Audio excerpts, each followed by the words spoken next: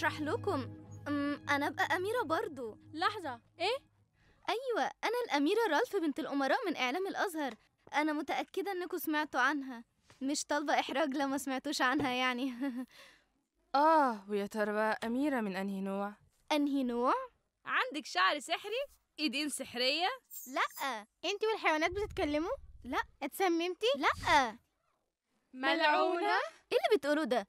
انتوا بخير يا بنات؟ اتصلتي بالشرطة؟ يبقى عملت اتفاق مع ساحرة المحيط الشريرة فخدت منك صوتك وادتك رجلين بني آدمين. لأ طبعا، في حد عاقل يعمل كده؟ جربتي طعم الحب الحقيقي؟ فظيع. عندك مشاكل مع باباكي؟ أنا حتى ماليش أم. ولا احنا كمان. ودلوقتي مع سؤال المليون، الناس بتقول إن مشاكلك اتحلت عشان راجل ضخم قوي وساعدك. أيوة، وإيه المشكلة في كده؟ دي طلعت أميرة. فستانك جميل، انا عمري ما شفت زيه قبل كده. أوه، اللبس القديم ده؟ ده لبس قديم؟ ده انا نفسي في واحد زيه. وأنا كمان. أجمل فستان أنا شفته. الله، أنا عايزة فستان من دول. هخلي فلان يفصله زيه. بقى هو ده الحب. تحيا الأميرة فانيليانا ملكة الراحة. إيه الجمال ده؟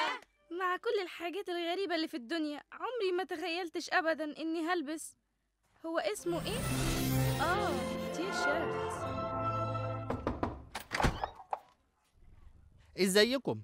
بعد 5 دقائق يا أميرات يبدأ اختبار أي أميرة من ديزني تكونين، فهيا الآن.